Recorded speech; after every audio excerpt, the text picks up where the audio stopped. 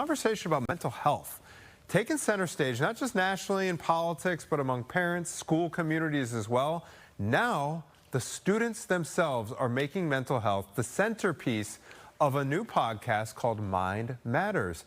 And it is hosted by high school students from Northbrook, Illinois, GBN, Ethan Lee, Benjamin Sabin, and Kabir Cuddy all co-host this show. It's called Mind Matters. Let me start with you, Ethan. I'll just kind of go down the line here. How did this all start? Yeah, so I was taking radio broadcasting at my school, and a requirement for that was an hour-long radio show. And a lot of kids focused on news, weather, sports, and I didn't really know what I was going to talk about, but then I asked Kabir and Ben to join me, and we started talking about mental health. And from there, you know, we realized the conversation was very natural, it flowed. We enjoyed talking about mental health, so from there, we created a mental health podcast so people can listen to our takes anytime, anywhere.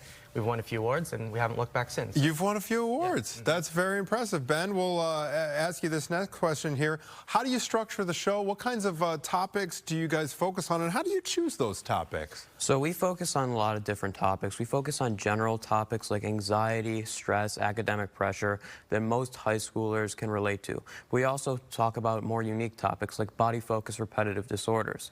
These, you know, topics obviously apply to a smaller set of people, but just as important, because the whole point of our show is to give a voice to people's struggle, talk about our own personal experience, and feature guests. So the way we structure the episodes is if we're featuring a guest, we'll ask them about their expertise, we'll talk about definitions, we'll talk about our experiences, and the whole point is to make their insights, their valuable insights, available to everybody.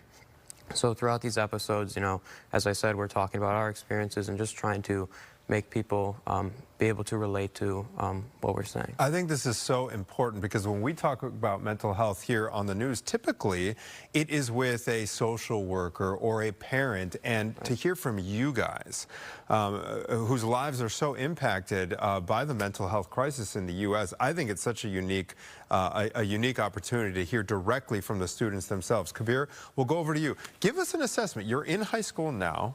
Give us an assessment. You guys are talking very openly about mental health, of the stigma itself. Is it being more talked about more openly like you guys are throughout the class, or are you guys the exception, not the rule?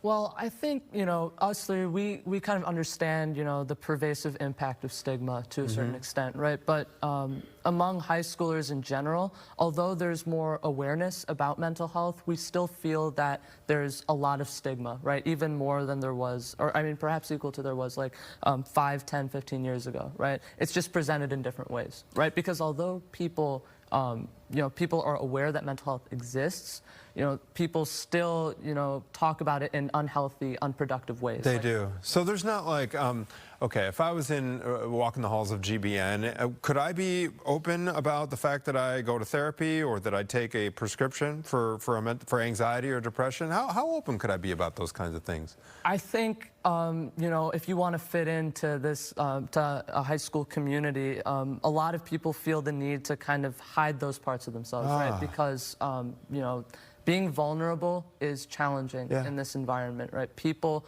are judgmental. People assume that, you know, you have problems if you go to therapy, right? And so, you know, part of what we do on the podcast, I think the big goal is trying to encourage open conversation, encourage dialogue in ways that are healthy, productive, and make people feel like they can fit into their communities rather than just trying to hide that. Right? Got it. Would you guys echo that? Do you think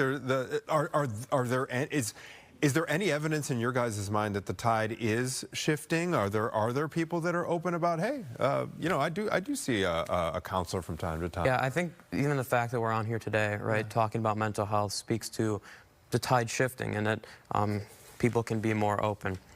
But I also think, again, like we said, there's a tremendous amount of stigma. So I think it's important that people continue to talk openly, because if people continue to talk openly, it creates an environment where people can feel comfortable and supported and can help alleviate mental health issues. I totally agree, totally agree. Ethan, let's talk about social media, okay? I understand this is a big focus of your guys' podcast week to week. It's got its tentacles basically in every aspect of life, it seems, here in 2025. How do you guys tackle this big topic? Yeah, so we view social media as something that isn't going to go away. It's something that's growing, and we think think algorithms can be very dangerous because it feeds kids our age content that can be very harmful and unhealthy to think about. And it can also take an effect on their attention spans when they're constantly fed this short-term content. So we think, it's not going away. You don't have to get rid of it, but finding that balance and regulating that, that's very important. Quick yes or no question. Are your fellow classmates and you guys aware of just how dangerous social media can be? I think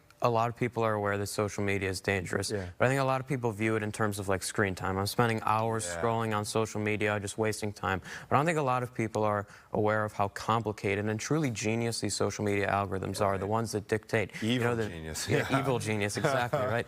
The next video you're going to see, they can predict your emotions, what you like, what you dislike, and a lot of times what we see and what we've heard from experts is that if you're a person who compares yourself to others, whether it be physically, socially, emotionally, you'll see videos like that because a lot of times the videos that keep us engaged are the ones that bring out the worst in us. Absolutely. So you'll see extreme content promoted a lot. You'll see damaging content to mental health promoted a lot because it yields more engagement.